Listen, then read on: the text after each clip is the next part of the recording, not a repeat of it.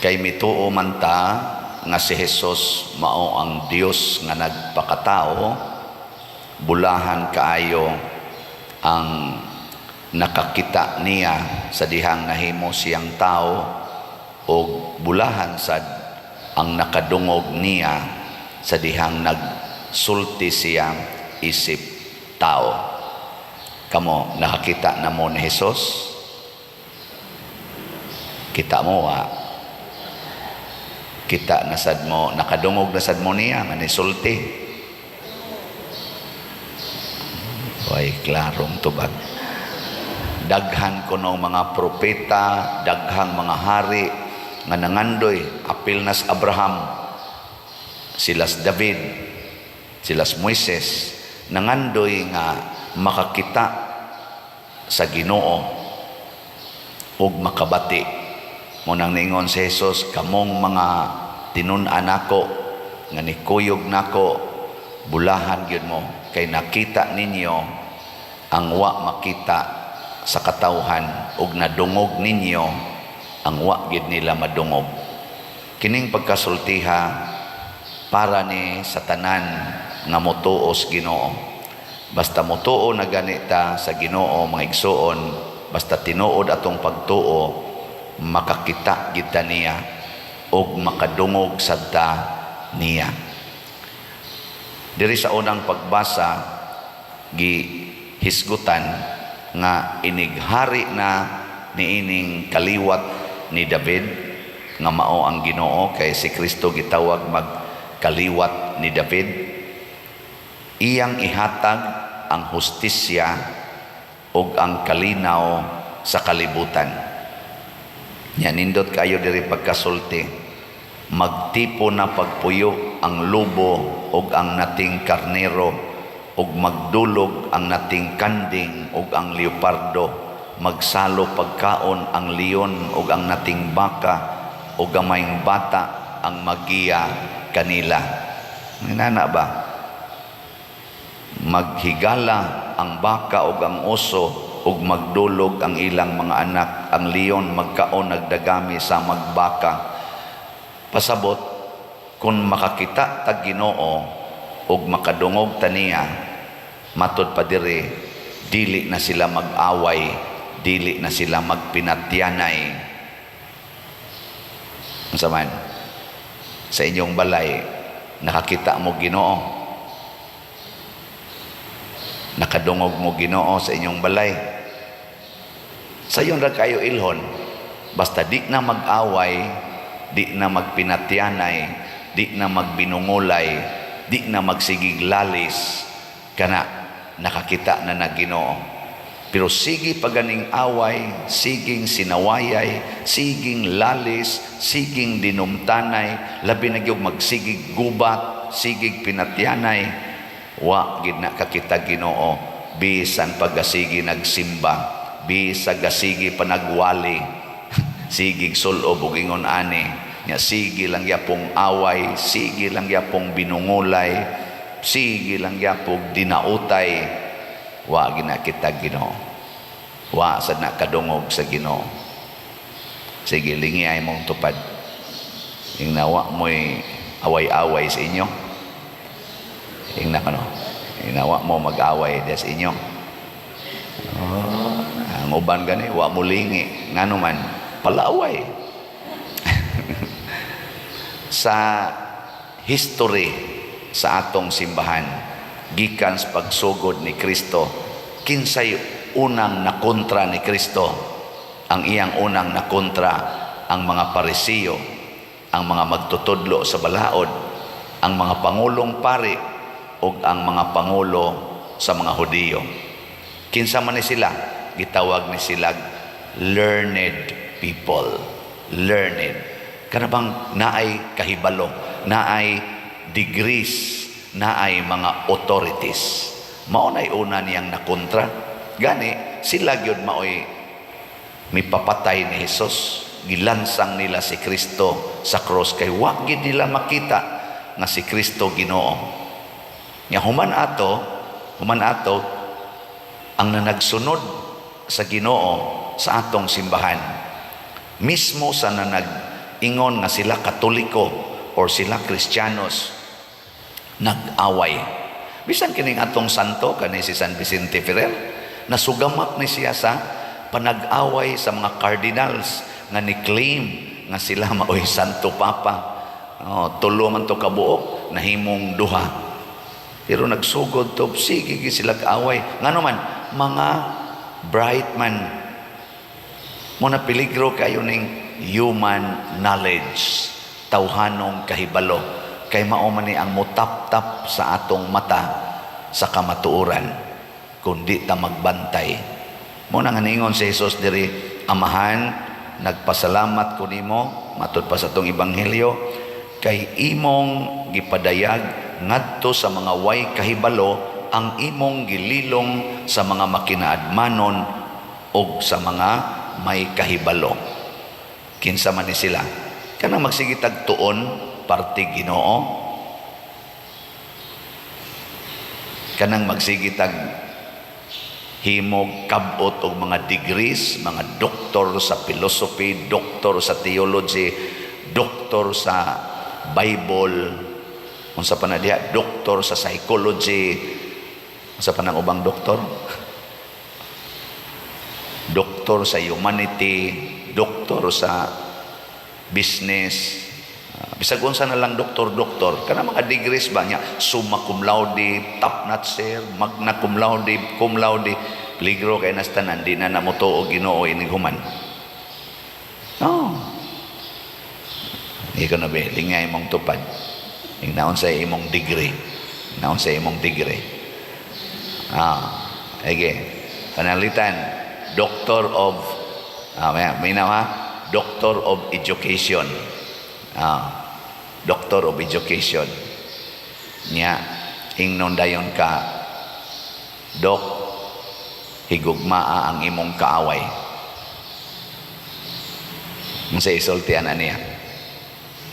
Kung tamparoson imong pikas aping, ipasagpa lang sa pikas. May mga ginasya, hiyabag ka, na human right, oy. Wa ka kaibaw, bugo ka, na human right, makadangog ta sa balaod. Ikiha na ang nag-abuse nimo. Ning kamo mo nag-ingos Ginoo, ha? Mo nag-ingos Ginoo? It is not God. Kay against na sa human right. I know that is my doctorate. Kung saon pag dipinsa ang mga maestra nga gi-abuse sa mga parents o sa mga estudyante. Yang mo sa tong usa, ang akong doctorate, ako sang gisusi unsa say right sa mga estudyante against sa abusive nga teachers. Kamong mga estudyante, ikihagi ng maestra nga mo abuse ninyo either verbally, psychologically, or physically. Kay naa nay balaod. Yahay man ang gisugo ni Kristo, kung tamparoson imong pikas aping, ipatamparos lang sang pikas. Patyo na sa mga doctors, doctor of knowledge. Di ba? Ay mo kabalaka kay parihasan may mga pare. So ay may badlong pader, kanang kolekta ba, di ba para man na sa mga kabos, tagaisan may anang kolekta, sa kuwang pamagining kolekta. Pader, dili man ni maayo imong gibuhat nga mauni mo ipatuma namo nga dili nami magprosesyon, dili nami magbigil kay sa suga. Di ba pader, angay man ta imo magiduntang suportahan ang mga organisasyon, mohana ba in taon ang mga magbigil kanang unsa tay tawag nang vigil nato sa First Friday? Alliance of Two Hearts. Ana, di ba pader, imo magitang suportahan. Nga kamoy mo bayad sa kurente. Sige, bayarin ninyong kurente. Haron pabigilon ta mo. Kinsa may pari din ana din Di ba? Anong iya man kong tutukan? Pasabot nako ang human knowledge kung maunay atong sundon, why meaning, di na nato mabati o din na nato masabtan kiding pulong ni Kristo. Ang hustisya ni Kristo o ang iyang kalinaw dili nato ma-experience. Kining giingon sa first reading nga ang wa nay mag-away, di na magsigi og kananaang pinatyanay, di gid ni mahitabo. Lingi ay mong tupad. Ing nasa inyong kaliwat, way nagkinihaay. Ing nasa inyong kaliwat, way nagkinihaay.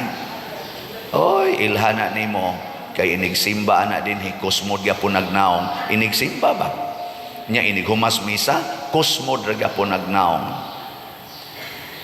Bisan sa atong simbahan hangtod karon, ang mga intellectuals na to siging away. Siging away. Hastang atong gitawag og mga Catholic faith defenders na nag-away. Hastang atong mga theologians, mga cardinals, mga obispo nga mga ngilngig kay mga utok na nag-away.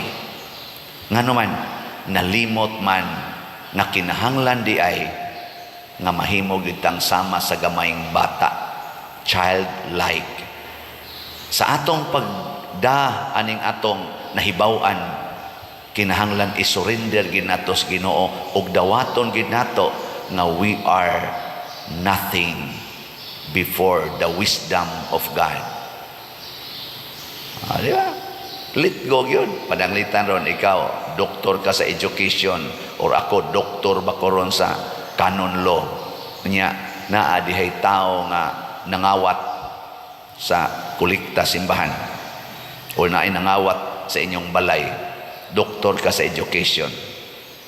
Unsa may imong gamiton nga knowledge sa Ginoo o katong imong doctorate na ay nangawat.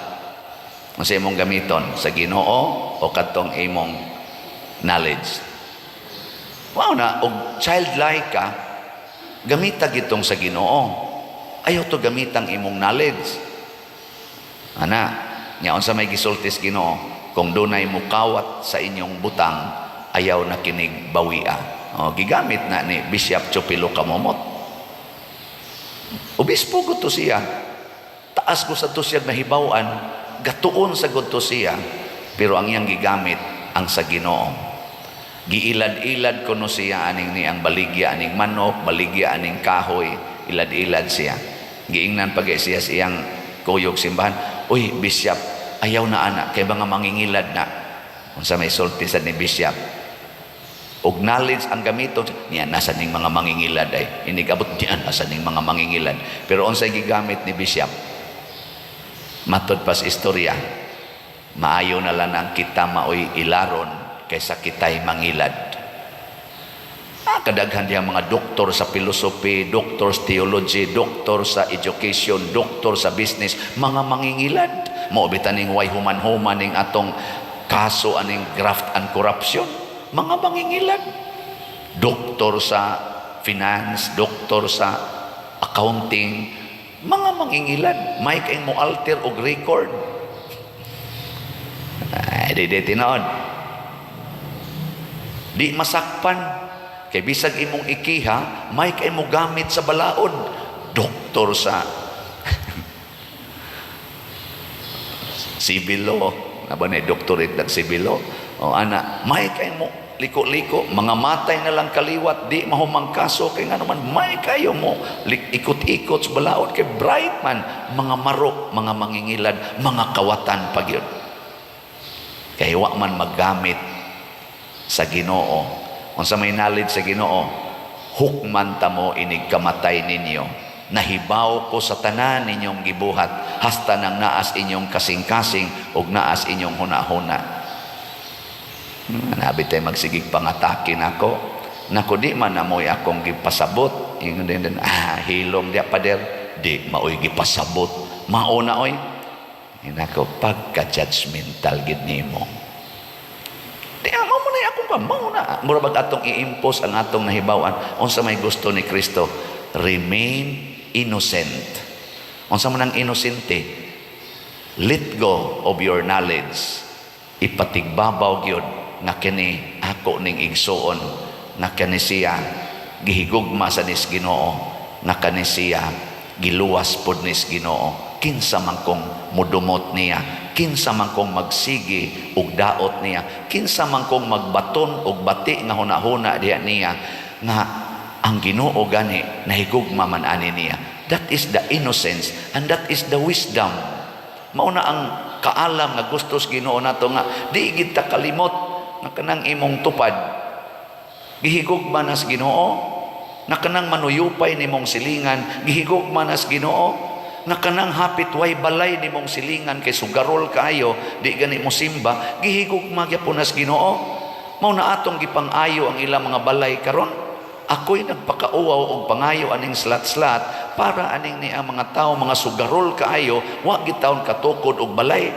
Ang ilang mga anak nagantos kay gustos Ginoo nga ang mga way balay tagaag balay ang gigotom pakanon bahala nagunsa na silang binuhatan. Di ba? Nipalit na mong slat.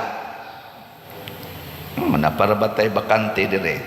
Ang atong sitiyo, nga mo'y atong itukod o padayog tukod o mga balay, nahalina na tag 51,892 kaslats, na apay 12,108 kaslats nga tag 100 pesos. O, pakpakan na to ang namalitan eh.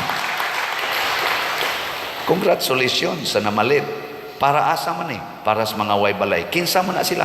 Kasagaran na mga sugarol, mga palainom, musuyo pagyod, mo nang wa na gitaon mo asinso, mga libakira sa na. Pero dili na makatabon sa atong pag-ila nga niingon si Kristo, unsay gibuhat ninyo sa labing ubos, maunay inyong gibuhat nga rin ako. Hinaot unta nga di ta mataptapan ana, makita unta nato si Kristo niining mga tawhana. Bisag ka nang naasprisuhan, bisag unsa pa na ilang kaso, rape and murder, gi-rape pag yun ilang kaugalingong anak, gipatay pag yun ang kaugalingon nilang anak, pag humag-rape tungod kay nakasuyop, di gyapon na makataptap unta sa atong knowledge, atong wisdom nga kining tawhana gihigugmas Ginoo ug dili gusto ang Ginoo nga maadto ni siya sa impierno. So kinsa man kong mudumot, oy naamanoy mga pamilya may madugta ng amahana diha, di sa kumuganahang muila ng amahan sa iyang gibuhat sa kong igsuon, di ko muila ana niyang akong amahan, animal na, yawa na ana no, awa na, nataptapan na. Sige, katapusang lingi sa imong tupad kay murag seryoso kay inyong naong da ingna ba og ikaw maoy makasinati nga gi-rape imong anak sa imong bana, imong higugmaon imong bana. Sige, pangutan ako do. Imong higugmaon imong anak babae gi-rape sa imong bana, imong higugmaon imong bana, og mingon kan dili nabutaan ka sa human knowledge and human emotions. Gusto ni Kristo remain innocent. Ang bata nag-inosente ka ng gamay, di gid na mo pili. Ang papa nga ni-attempt niya pa-abort ang bata, matug ra gyapon na sa bukton sa iyang papa nga ni-attempt untag pa-abort. Ang bata nga inosente nagiswayan og paabort sa inahan 3 times, matog ra gyapon na og mososo ra gyapon na niining inahan nga animal. No, maunta nay atong buhaton na bisan paggiun sa tagdaot aning tawhana mo ilag gyapon ta, you are my brother, you are my sister in the eyes of God. Higugmaon ti ka maging sino ka man. Di ba? Nindot tayo. Manindog ta mga buutan.